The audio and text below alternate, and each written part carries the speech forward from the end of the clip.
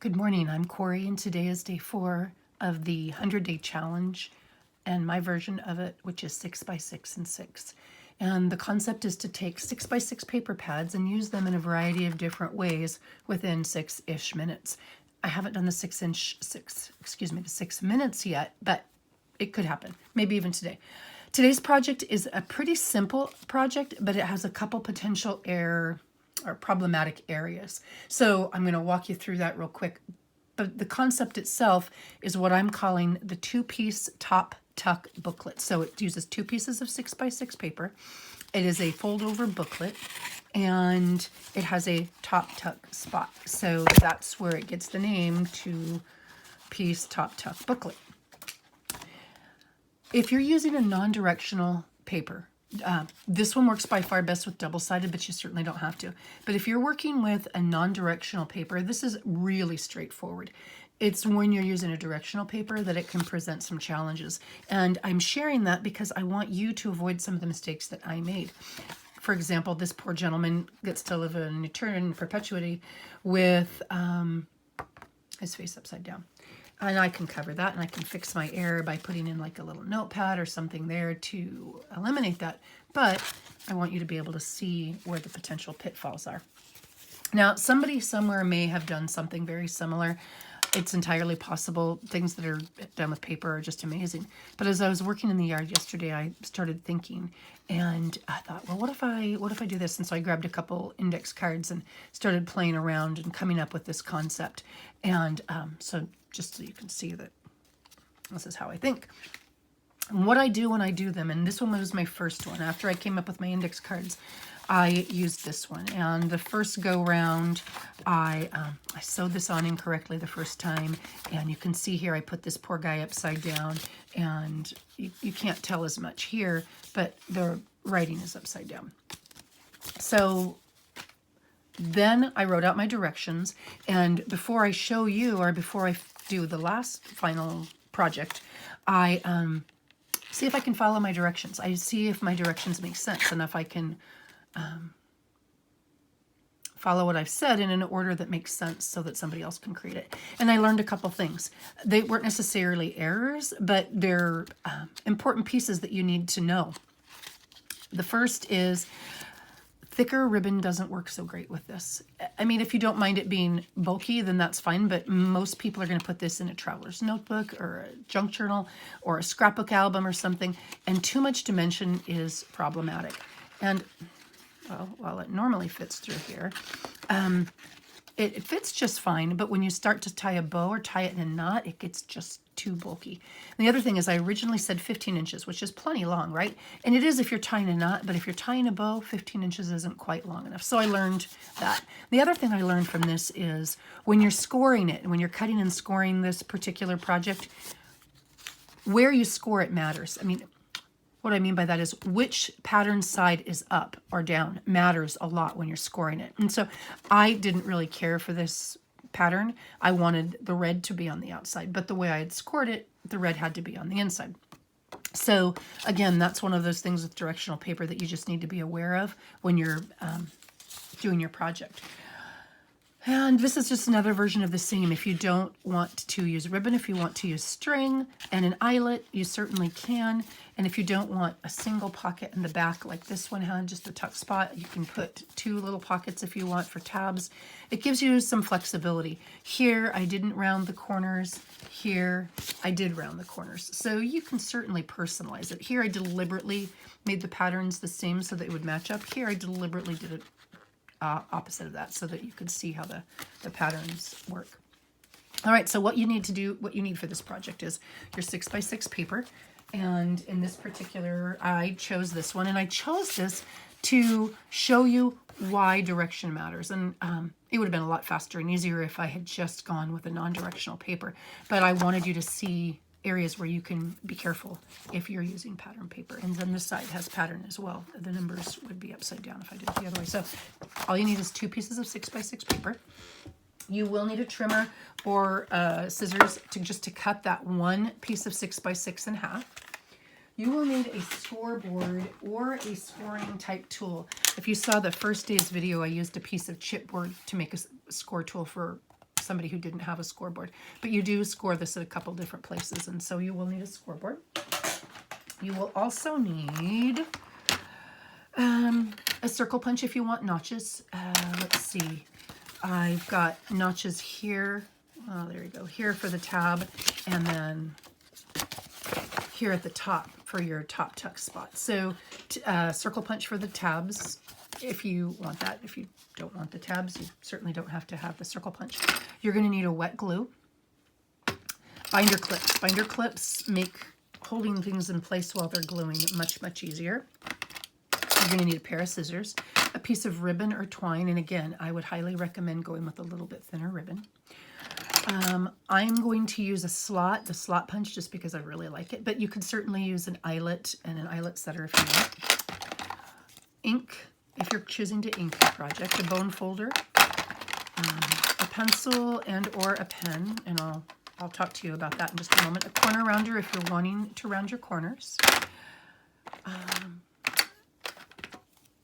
Masking tape, or what I call purple tape. You can use masking tape or painter's tape. Just use your pants, rub it over your pants a couple times to remove some of the sticky. It helps tremendously when you're holding the ribbon in place and the flap in place when you sew it. Makes it a lot easier to not make a mistake.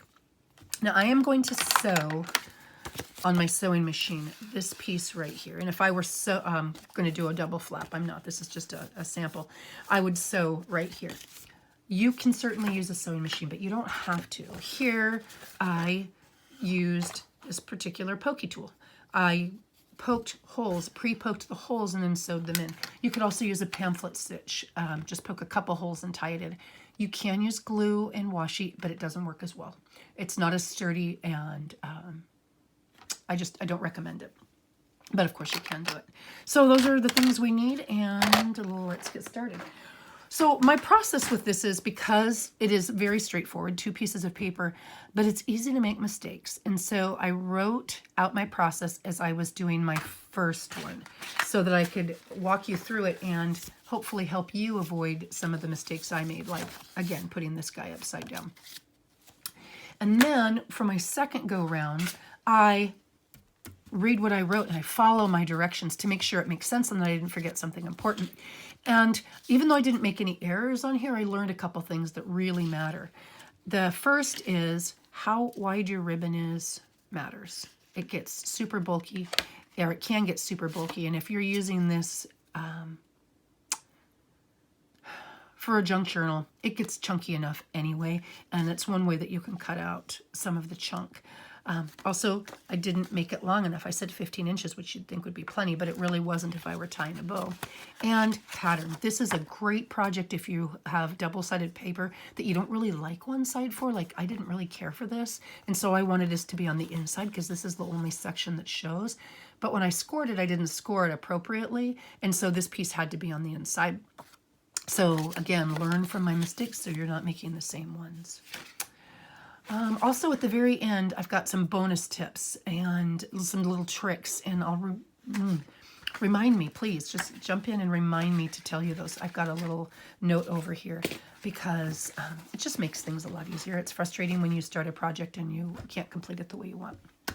So step number 1 is to cut one of your 2 pieces of paper in half. Now, I chose to cut this one in half because of where things end up and where I wanted things. I'm going to cut this one in half, and I'm going to cut it at 3 inches. And that's the only cutting I have to do for this particular project. That's it. So I cut it at 3 inches. And then the next step says to score the 6-inch piece at 2 7/8 and 5 3/4. Now this is something that I learned through the second or third time I did this. You want your outside up. Whichever piece this is your 6x6 page, this one right here and here. Whichever piece you want to show, that is the side that you want up when you score it. So, and you're going to want it, if it's a directional piece like this one is, you're going to want to make sure it's going in the correct direction. So I'm going to score it at 2 7/8, and again at 5 3/4. So that is my 6x6 piece scored twice, 2 7/8, 5 3/4. And again, this is the piece I ultimately want up, so I scored it with this paper up. Next direction, score one of my 1 3x3 pieces at 1.5 inches. And it doesn't really matter because you can fold it either way, even though this one is directional and it will matter in the end. So I'm going to score this at 1.5. And again, it's the hill valley business. If you put down, you flip it over and you fold it. Okay, so that's the second piece, or one of the two 3x3 pieces. And the other 3x3 piece, this you're going to do the opposite. Whatever side you want out or up, you're going to put that one down to your scoreboard. So I want this side out or up, so I've got to put it down on my scoreboard. And this is pretty interesting. You can see here the owl gets to be upside down, but go team is going to be right side up. So the owl's kind of funky on here, but I want to make sure my words are not upside down. So I have to pay attention to that. So I want my outside, this will be my outside, I want it down. And I need to score this one at 2 5/8 inch. So 2 5/8. All I'm really doing is making a tuck flap for this, or a hinge for this one. And that's it. Those are the only, 4 pieces of scoring I need. And I'm done with my scoreboard. So next step is to notch my paper. This 6-inch piece is what it says. If you don't want this notch, or you don't care for to have that notch in the back, then you certainly don't have to do it. But I want that notch, and I need to do it on, and it says specifically, I want to notch the 6-inch paper at the non-scored side top. Okay, so this is the scored side where I folded it, and this is the non-scored side. So when this is all put together, this is going to be in the back, and this is going to be the front, and I want this notch right here. And the way I tend to do it, you can eyeball it certainly, or I can lay it down here and measure it, but and I don't want it to be too deep because I'm going to be gluing the sides. So I'm looking for my fold, I'm guesstimating, and just chomp it out like that. Now, I'll go into that later. So it says notch the 6-inch paper, non-scored side top. So I've done that. Then it says to notch the 3-inch paper with the score at 1.5. So this is the one I folded in half and I scored. I got to remember to make sure I keep the go team up. And I want to notch the right side because the right side is going to eventually be the back. So I want to score the right side of this. Fold it over this way. I want to score the right side. And again, I'm going to go about in the middle. And you know what? Actually for this, because it's set, the pattern's so wonky, I am going to put it on my work surface and measure and make a little mark at 3 inches so that I know I'm getting it mostly centered. Can you all see it there? I made a little mark just so I know I'm getting it mostly in the center. And I don't want to go too deep. And, okay, close enough. And I've made my notch. So I've got my 2 notches. I notched my 3-inch paper, and I notched my 6-inch. Now, if you were wanting to do the double pocket like I did on the Disney one, rather than notching this piece in the middle, you just make yourself a mark at 3 inches and then notch this side and this side. Same idea, but it just gives you a little bit different look. Okay, so notched them. Now I'm going to ink the notches. If you're going to ink, this is a great time to ink, simply because it's easier once you've glued it closed. I'm going to ink, and I don't have a lot of ink on here, but a little bit's all I need. And I'm going to ink. So ink the notches. It says, oh, okay. Now I want to sew. So this is my inside piece, my 6x6 piece, right? It's going to be like this. And this is going to be the flap that I have at the top, this piece right here, this section. And where it's scored is where I want to sew it on my 6-inch piece. So my 3x3 piece with the notch, I want to sew it directly on here. Now, if I were going to do a pamphlet stitch, I would poke holes and sew it right there. If I were going to poke holes with my ruler, then I would do this, but I am going to just take it over to the machine and sew it. And there's a couple tips that I'm going to share with this. It is really easy to sew this in the wrong spot. So what I do is I take my purple tape and I tape this down exactly where I want it to be. I make sure my folds line up, and then I tape it on one side, and again my folds line up, and then I tape it on the other, so that when I fold I am sewing, or excuse me, when I sew I'm sewing right in that crease. Now sometimes it's hard, like I don't know how well you can see it here, it's hard to see that crease, especially when you're on your sewing machine and the light isn't great. So I think, yeah, I'm using black thread, so I am going to make myself a success line. If I were using white thread, I wouldn't do this. I would just kind of say a little prayer that I got it correct. But because I'm using black thread, this pen isn't going to show. It's a super fine tip pen. And I am more likely to be successful in getting my stitch exactly where I want it because it shows better up on the white.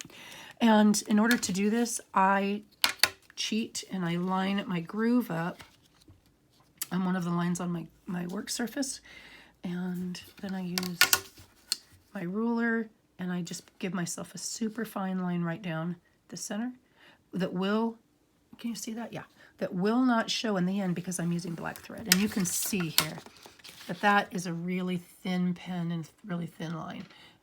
Even with pencil and doing it super light with white thread, I found that it shows. So I'm going to go off camera for just a moment and sew, but I'm going to give you a tip too that I use. When I sew on my sewing machine, I don't start at the top because then my threads hang out at the top. I start down about 1/2 inch or so, and then I go back, not quite touching the top, and then I come forward and I go down, and then I go not quite to the bottom and I come back. So my threads end like about here and about here, and you don't notice them as much. You don't see that loose bit of thread at the top, and they also don't come unraveled. So I'm going to do that. Talk amongst yourselves. I'll be right back.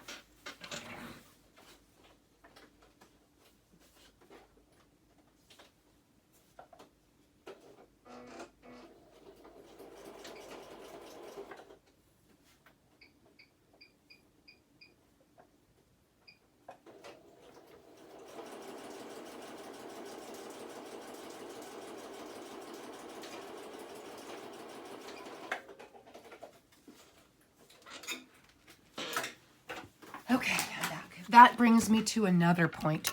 Most sewing machines default, well, all the sewing machines I've worked default. If I'm doing my straight stitch, they default to a 2.5, which I believe means 2.5 inches, no, 2.5 stitches per inch.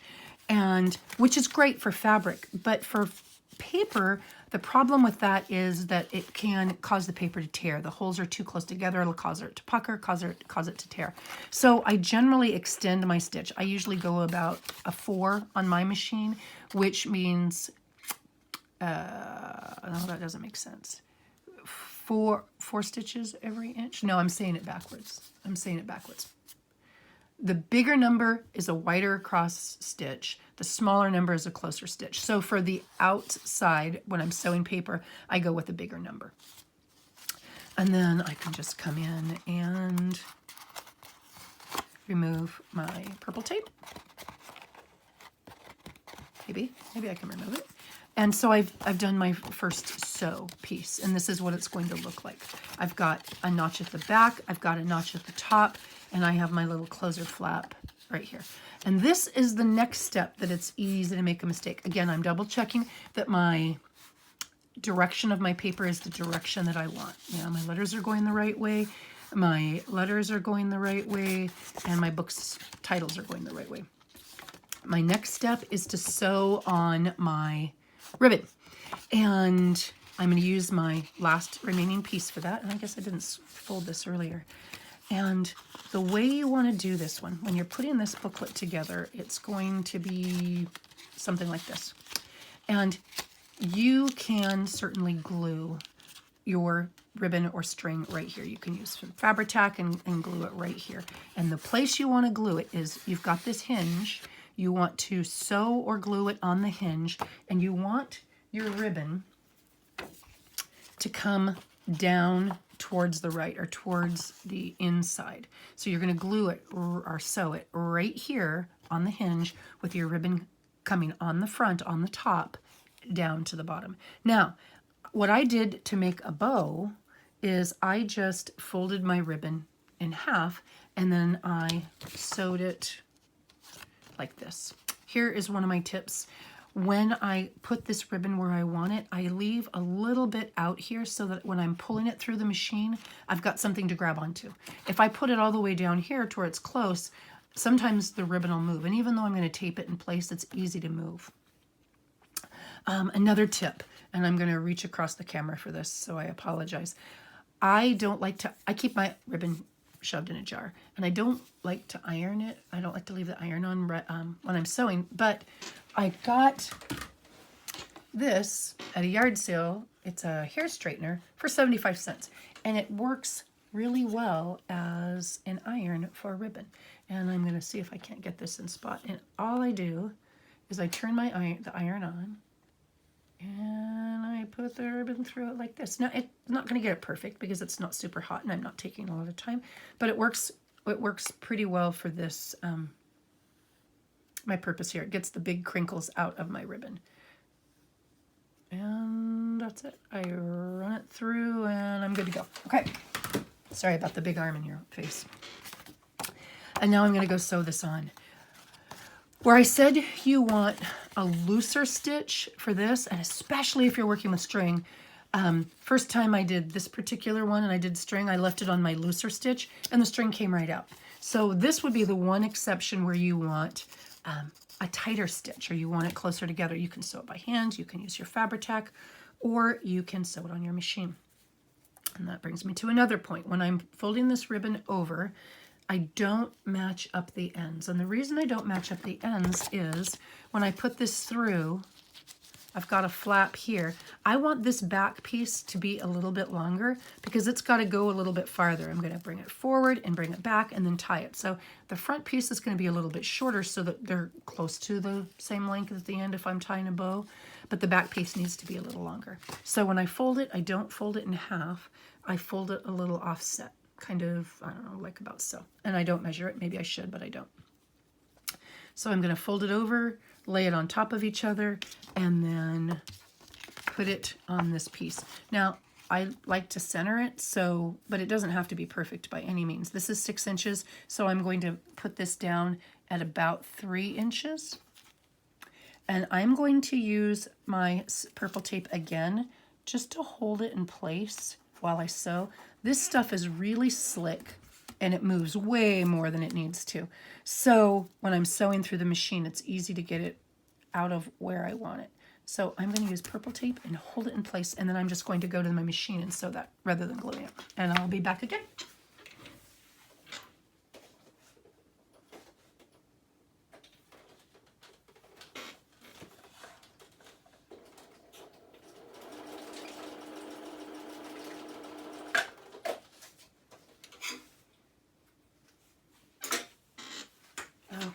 And you can see when I pulled it through the machine, I had this little tab because I sewed this way. So I had this little tab to work me through, help me work it through to make sure it's straight. And now I can just come in and cut that little extra bit off. It's not going to show, but I don't want the extra bulk in my page. And then I just peel my purple tape up. And my ribbon is in the center where I want it, and it's not all wonky, because Lord knows I've made many a wonky ribbon. And then I fold it over, and my next step on my directional sheet says glue this flap down. I put glue right here where the thread is, and I'm going to glue it right here to this card.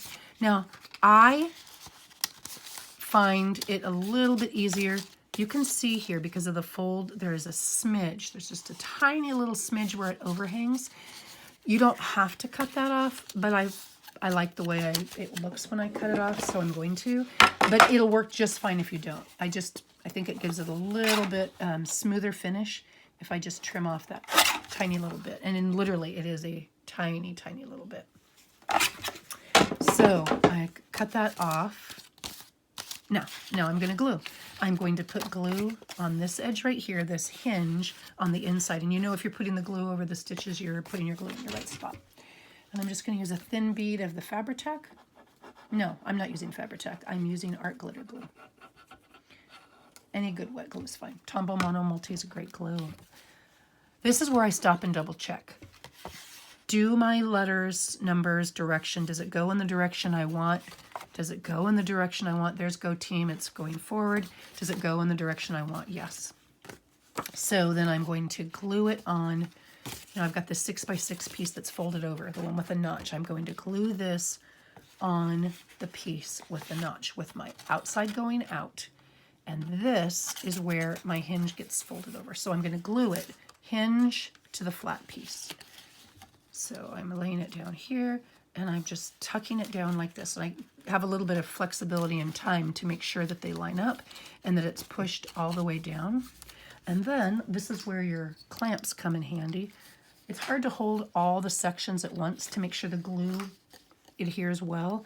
And this is where your clamps come in. You would just hold these down, and now I'm making sure that all the edges that I want glued are glued. And I don't have to leave it that way very long. It just, you know, just for a moment or two until the glue has a chance to set.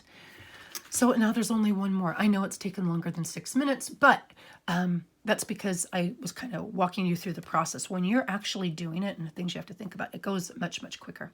So those are dry, and now I glue the last piece. And then where I'm going to glue here is I'm going to glue this flap to this back piece right here. And see what I mean about it being a little bit more flush by taking off that bit. And so I'm going to put glue along the bottom and a glue along here, or I could put glue here. Either way, it doesn't matter. I generally glue it to the thinner side so I make sure my glue doesn't overlap, but you can. Again, double check, make sure your direction is correct and that you're not gluing the top down by mistake. So I put some glue here, and I'm going to glue along the bottom, and I'm going to fold it over. And again, with the clamps, I am going to clamp it down to make sure that I get the adhesion that I want.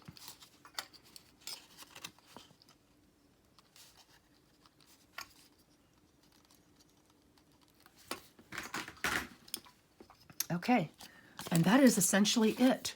I can round the corners at this point if I want to, and while that's being glued in place, I can round the corners. Here's where I would ink. I just have a little residual ink on my sponge, and I don't need much. I just want it to stand out. Ink it. And oh, this is where I'm going to put the notch in. I chose this particular notch because I like the way it looks. And I'm going to, I can leave the clamps on while I'm doing this, lay it on my work surface, and make a mark halfway. Well, maybe I should center it. Make a mark halfway and use that as my guide. Punch my hole, my slot in this particular case, and then I'll take my clamps off. And I am good to go. Now, I had originally, whoops, what did I do? I got some glue in here. Oh, see, you can see I made a mistake on that one. I got the glue seeped out the edge, so you can see there where I didn't push the glue down close enough. But I can come in later on with my rubber square and pick up all that glue and that paper. So you'll see here, it won't show when I was all said and done. And if I did tear a little bit, I can just put a piece of washi right down here and problem solved. So I can fix that. So there you have it. There is, now if I don't like the look of this piece on this piece, I can certainly come in and put something over the edge to kind of separate them. Like in fact, I probably will do that with this, and then repunch that hole in the center, because I would prefer not to have this particular, because it doesn't line up. I can separate it that way. I did that with the Disney one, and that was one of the tips I was going to show you. Where did I put it? That's where I didn't like the, oh, here we go. The color on color. That was one of the things I was going to show you here. When I originally made this, this color was right on top of this color, and they kind of blended in together. So I just took a strip of black and glued it right on the top so that, one, it's not too thick. This is the thinnest cardstock in history. One, that's not too thick, but so that I didn't lose my flap on the background here. And that's probably what I'll end up doing with this particular one. I'll glue this bit of roller piece paper on so that I have some definition between my flap and the inside hinge piece. Again, I can cover this up with a scrap of paper. I can use my rubber cement square to pick up where I got that overlap adhesive, so I can easily fix that. And there you have it. There is your fold over pocket. I did this one with a little bit thinner ribbon, so I can tie it in a bow. Let's see, this goes up to tie it nicely.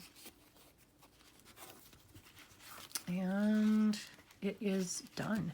Now, your project is done. You're welcome to run off, but if you'd like, you're welcome to stay around, and I'll give you a couple more tips and things that I learned while doing this project and ways to avoid pitfalls so you're not wasting paper.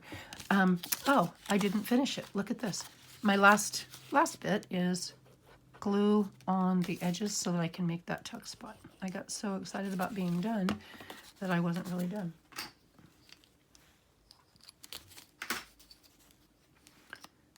Okay, so there is our completed project, or mostly completed project, and I'm going to take the little notes I made and show you a couple things that I learned along the way.